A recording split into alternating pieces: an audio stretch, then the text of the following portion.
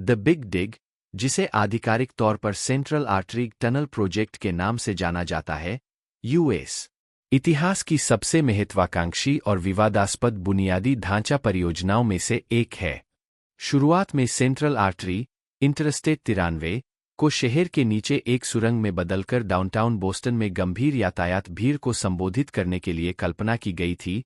इस परियोजना का उद्देश्य शहरी परिदृश्य को बदलना और यातायात प्रवाह में सुधार करना था।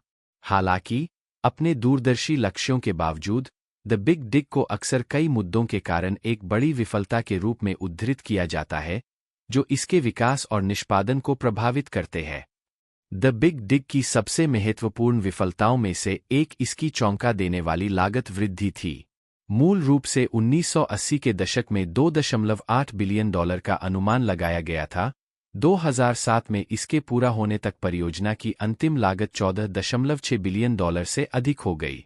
यह भारी वृद्धि कई कारकों के संयोजन के कारण हुई, जिसमें डिजाइन में बदलाव, अप्रत्याशित इंजीनियरिंग चुनौतियां और मुद्रास्फीति शामिल है। परियोजना का वित्तपोषण, जो संघीय निधियों पर बहुत अधिक निर्भर था, ने करदाताओं पर भी काफी बोझ डाला और सार्वजनिक संसाधनों को भी प्रभावित किया। यह परियोजना, जिसे शुरू में 1998 में पूरा होना था, 2007 तक पूरी नहीं हो पाई, जो तय समय से लगभग एक दशक पीछे थी। इन देरी में कई कारक शामिल थे, जिनमें अप्रत्याशित इंजीनियरिंग कठिनाइयां, कानूनी लड़ाई और प्रबंधन की अक्षमताएं शामिल थीं।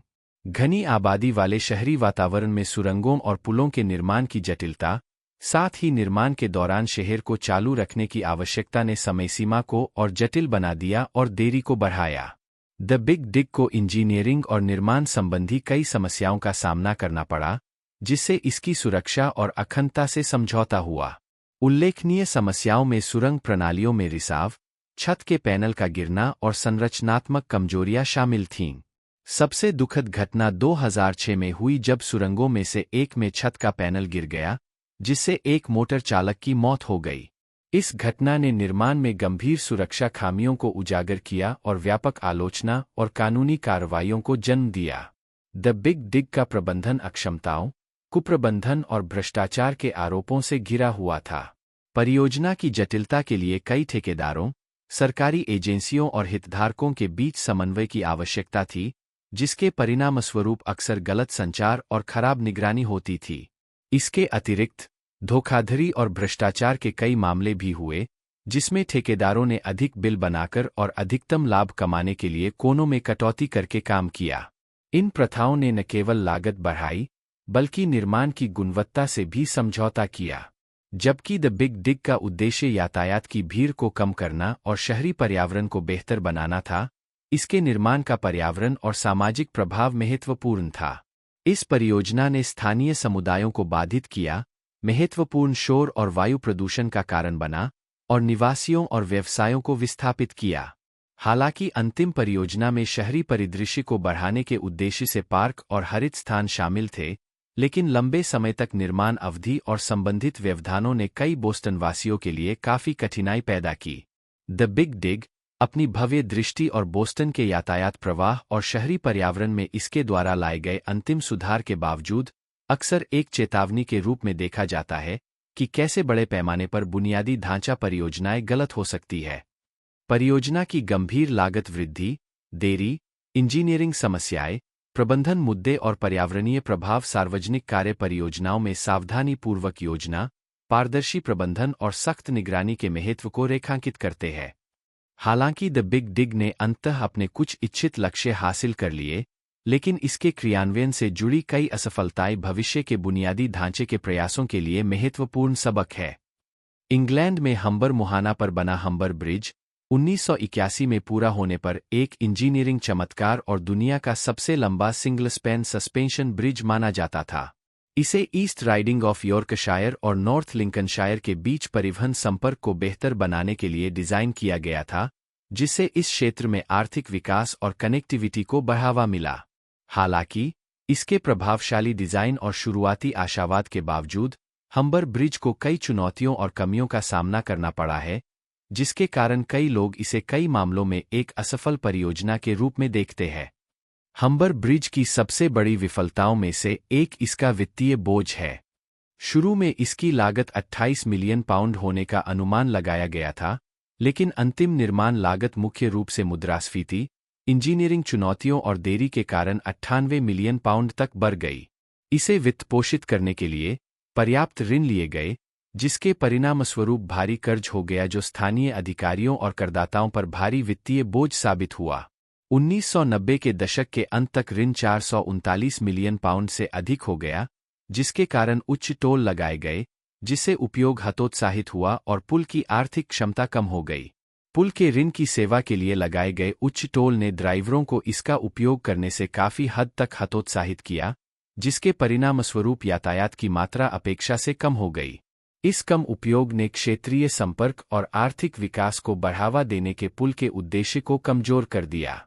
विकास के लिए उत्प्रेरक के रूप में काम करने के बजाय हम्बर ब्रिज एक वित्तीय अड़चन बन गया, जिससे लोगों और सामानों की आवाजाही बाधित हुई।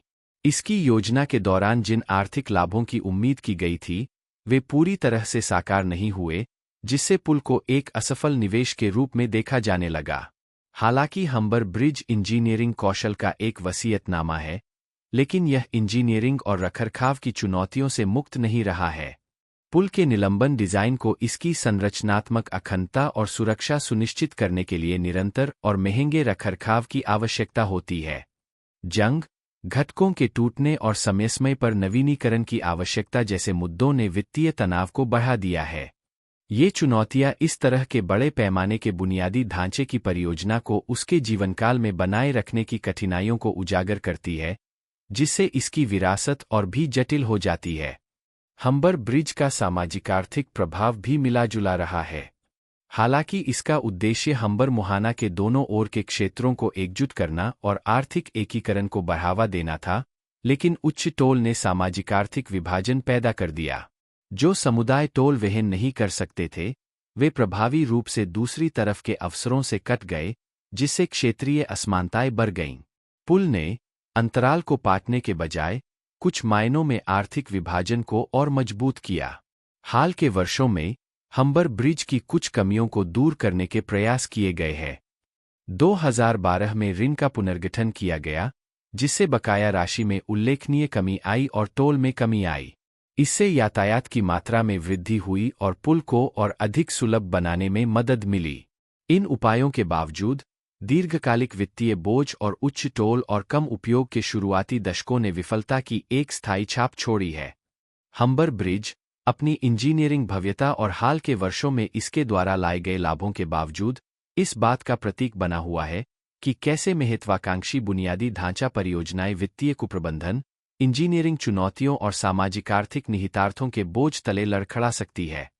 हालांकि यह भौतिक अर्थों में विफल नहीं हुआ है, लेकिन इसकी विरासत इसके द्वारा लगाए गए वित्तीय बोझ और कम उपयोग के कारण खराब हो गई है, जिसने कई वर्षों तक इसके आर्थिक प्रभाव को बाधित किया।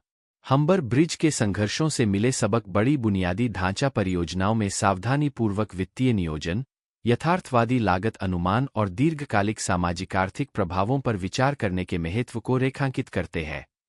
दुबई वर्ल्ड सेंट्रल (DWC), जिसे अल मक्तूम इंटरनेशनल एयरपोर्ट के नाम से भी जाना जाता है, को दुबई की महत्वाकांक्षी विकास रणनीति की आधारशिला के रूप में देखा गया था, जिसका लक्ष्य दुनिया का सबसे बड़ा एयरपोर्ट और वैश्विक लॉजिस्टिक्स हब बनना था।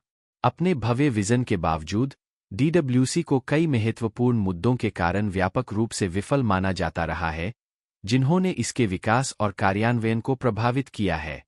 DWC की विफलता के प्राथमिक कारणों में से एक परियोजना का अत्यधिक महत्वाकांक्षी दायरा है।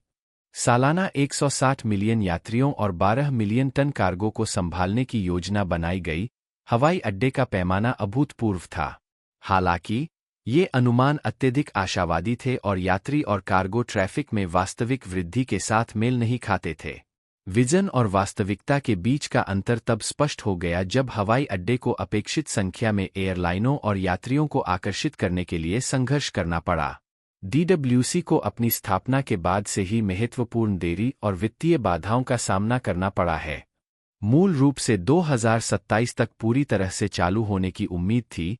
इस परियोजना को कई बार स्थगित किया गया है। 2008 के वैश्विक वित्तीय संकट ने दुबई को बुरी तरह प्रभावित किया, जिससे फंडिंग की कमी और निर्माण में मंदी आई। इन देरी ने न केवल पूरा होने की समय सीमा को पीछे धकेल दिया है, बल्कि परियोजना की कुल लागत को भी बढ़ा दिया है, जिससे डेवलपर्स और हितधारकों पर अतिरिक्त वित्तीय दबाव पड़ा है। दुनिया के सबसे व्यस्त हवाई अड्डों में से एक के रूप में स्थापित दुबई अंतर्राष्ट्रीय हवाई अड्डा (DXB) ने DWC के लिए पर्याप्त प्रतिस्पर्धा पेश की है। अपने रणनीतिक स्थान, अच्छी तरह से स्थापित बुनियादी ढांचे और मजबूत एयरलाइन भागीदारी के साथ DXB इस क्षेत्र में हवाई यातायात पर हावी है।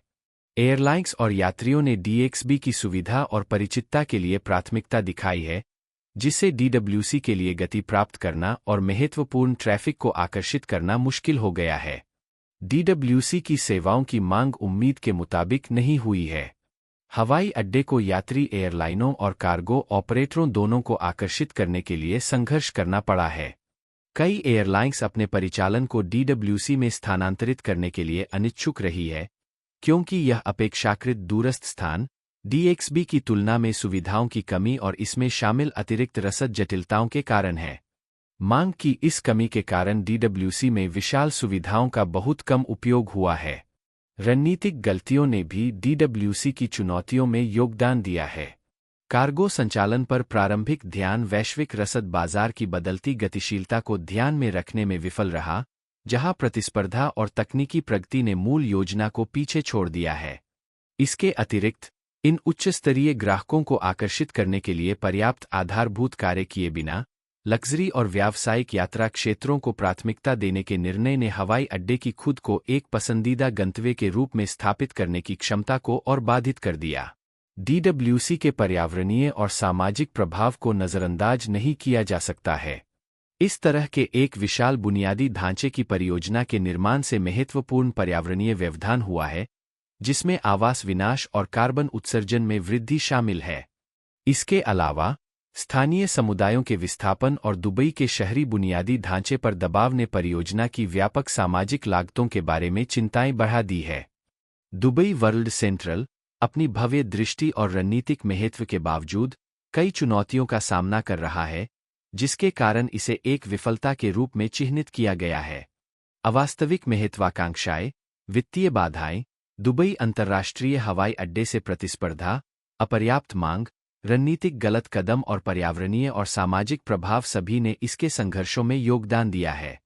DWC से सीखे गए सबक मेगा इंफ्रास्ट्रक्चर परियोजनाओं के विकास में यथार्थवादी नियोजन, अनुकूलनीय रणनीतियों और बाजार की गतिशीलता और पर्यावरणीय कारकों पर सावधानीपूर्वक विचार करने के महत्व को उजागर करते हैं। हालांकि DWC में अभी भी क्षमता हो सकती है, लेकिन अब तक की इसकी यात्रा ऐसे महत्वाकांक्षी प्रयासों में शामिल जटिलताओं और जोखिमों की एक चेतावनी के रूप में कार्य करती है। सर्बिया में कोस्टोलैक B3 पावर प्लांट, जो कि कोस्टोलैक पावर प्लांट परिसर का एक हिस्सा है, का उद्देश्य सर्बिया के ऊर्जा उत्पादन को बढ़ावा देना और आयातित बिजली पर निर्भरता को कम करना था। इन लक्ष्यों के बावजूद, इस परियोजना को इसकी शुरुआत से ही उभरे कई मुद्दों के कारण व्यापक रूप से विफल माना गया है।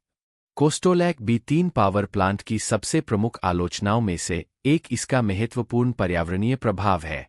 कोयले से चलने वाले बिजली संयंत्र के रूप में B3 वायु प्रदूषण में काफी योगदान देता है, जिससे बड़ी मात्रा में carbon dioxide, sulphur dioxide, nitrogen oxide और पार्टिकुलेट मैटर उत्सर्जित होते हैं। इन उत्सर्जनों का स्थानीय वायु गुणवत्ता और सार्वजनिक स्वास्थ्य पर गंभीर प्रभाव पड़ता है, जिससे आसपास की आबादी में श्वसन संबंधी समस्याएं और अन्य स्वास्थ्य संबंधी समस्याएं होती है। इसके अलावा, कोयले पर संयंत्र की निर्भरता कार्बन उत्सर्जन को कम करने और जलवायु परिवर्तन से निपटने के वैश्विक प्रयासों के विपरीत है। इस परियोजना को कई विनियामक और कानूनी चुनौतियों का सामना करना पड़ा है। पर्यावरण संगठनों और स्थानीय समुदायों ने राष्ट्रीय और अंतर्राष्ट्रीय पर्यावरण मानकों के साथ संयंत्र के अनुपालन के बारे में चिंता जताई है। अपर्याप्त पर्यावरणीय प्रभाव आकलन और अपर्याप्त सार्वजनिक परामर्श के आरोपों ने परियोजना को और जटिल बना दिया है। इन मुद्दों पर कानूनी लड़ाई ने निर्माण में देरी की है और प्लांट के भविष्य को लेकर समग्र अनिश्चितता को और बढ़ा दिया है। वित्तीय कुप्रबंधन ने कोस्टोलैक B3 पावर प्लांट को भी परेशान किया है। इस परियोजना में लागत में उल्लेखनीय वृद्धि हुई है। अंतिम व्यय प्रारंभिक अनुमानों से कहीं अधिक है। इस वित्तीय तनाव ने सर्बियाई सरकार और राज्य के स्वामित्व वाली ऊर्जा कंपनी ईपीएस, जो प्लांट का संचालन करती है, दोनों पर दबाव डाला है। इसके अतिरिक्त निर्माण में शामिल विशेष रूप से चीनी कंपनियों के साथ वित्तपोषण व्यवस्था और अनुबंधों को पारदर्शिता की कमी और सर्बिया के लिए संभावित प्रतिकूल शर्तों के लिए जांच और आलोचना का सामना करना पड़ा है। परिचालन अक्षमताओं ने कोस्टोलैक B3 पावर प्लांट की प्रतिष्ठा को और धूमिल कर दिया है। निर्माण और प्रारंभिक संचालन के दौरान तकनीकी समस्याओं के कारण बार-बार बिजली गुल हो गई और रखरखाव संबंधी समस्याएं हुईं, जिससे प्लांट की विश्वसनीयता और प्रभावशीलता कम हो गई। इन अक्षमताओं ने सर्बिया के ऊर्जा ग्रिड में लगातार योगदान करने की प्लांट की क्षमता को बाधित किया है, जिससे इसकी दीर्घकालिक व्यवहार्यता और लागत प्रभावशीलता पर संदेह पैदा हुआ है। कोस्टोलैक B3 पावर प्लांट का सामाजिक प्रभाव भी विवाद का विषय रहा है। संयंत्र के निर्माण और संचालन के कारण स्थानीय समुदायों का विस्थापन हुआ, कृषि भूमि का नुकसान हुआ और पारंपरिक आजीविका में व्यवधान आया। इन सामाजिक लागतों ने स्थानीय विरोध और विरोध को बढ़ावा दिया है, जिससे परियोजना के कार्यान्वयन और सामाजिक स्वीकृति के लिए और अधिक चुनौतियां पैदा हुई है। कोस्टोलैक B3 पावर प्लांट का व्यापक ऊर्जा रुझानों और नीतियों के साथ रणनीतिक गलत संरेखन भी इसकी विफलता में योगदान देता है। वैश्विक स्तर पर नवीकरणीय ऊर्जा स्रोतों की ओर और जीवाश्म ईंधन से दूर एक मजबूत बदलाव है। कोस्टोलैक B3 परियोजना द्वारा उदाहरण के तौर पर कोयला आधारित बिजली में सर्बिया का निरंतर निवेश इन रुझानों के विपरीत है और दुनिया के स्वच्छ ऊर्जा समाधानों की ओर बढ़ने के कारण इसके परिणामस्वरूप फंसी हुई संपत्तियां हो सकती है। इस रणनीतिक गलत संरेखन का न केवल सर्बिया की ऊर्जा नीति पर बल्कि इसकी आर्थिक और पर्यावरणीय स्थिरता पर भी प्रभाव पड़ता है। कोस्टोलैक B3 पावर प्लांट सर्बिया की ऊर्जा सुरक्षा के लिए इसके इच्छित लाभों के बावजूद व्यापक रूप से एक विफलता के रूप में माना जाता है। पर्यावरण संबंधी चिंताएं, विनियामक और कानूनी चुनौतियां, वित्तीय कुप्रबंधन, परिचालन अक्षमताएं, सामाजिक प्रभाव और रणनीतिक गलत संरेखन सभी ने इसके संकटपूर्ण प्रक्षेप वक्र में योगदान दिया है। यह परियोजना बड़े पैमाने की ऊर्जा परियोजनाओं से जुड़ी जटिलताओं और जोखिमों की एक स्पष्ट याद दिलाती है, विशेष रूप से पुरानी और पर्यावरण को नुकसान पहुंचाने वाली तकनीकों पर निर्भर रहने वाली परियोजनाओं की।